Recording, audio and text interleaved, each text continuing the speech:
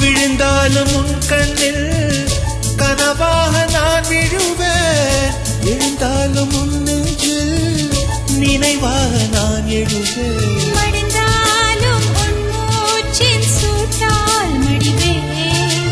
பிறந்தாலும் உன்னையே தான் மீண்டும் சேர்வேன். இனி உன் மூச்சை கடன் வாங்கி நான் வாழுவேன்.